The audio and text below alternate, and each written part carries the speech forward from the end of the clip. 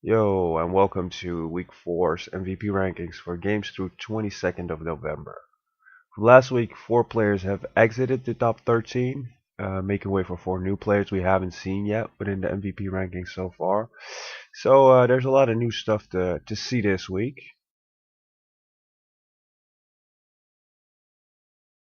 First of all, let's go into Kyle Lowry.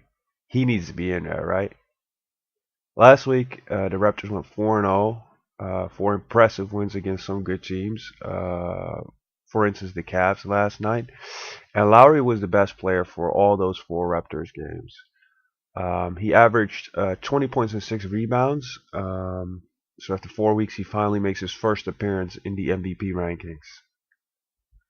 Last week, LeBron came flying in from far behind from the 18th spot and captured the 3rd spot in our Week 3 MVP rankings.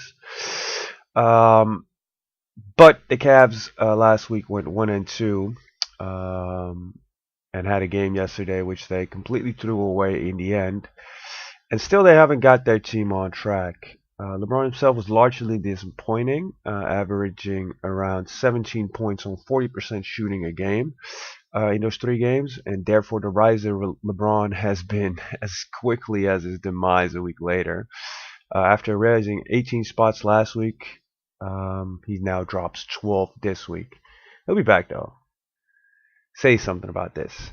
You might not be a Sacramento fan, but Boogie is balling. Yes, Harden shoots horrible. Yes, Harden doesn't have the best defense, but yes, he's 3rd in MVP rankings. His ability to draw fouls helps his effectiveness be so much better that it even offsets his horrid shooting so far. Add the record up to that, and the fact that Howard has missed games, and the defense has been pretty good when Howard is out of the games. So yeah, the hype is real. James Harden is having a great year so far, and he's showing that he's a pretty good facilitator as well. And still number 1, 4th week in a row, but boy, Stephen Curry is breathing in his neck right now. He's closing the gap rapidly. That's that for this week. Hope you enjoyed it. See you next week. And to close it off, we have a little picture of the stars who didn't make it.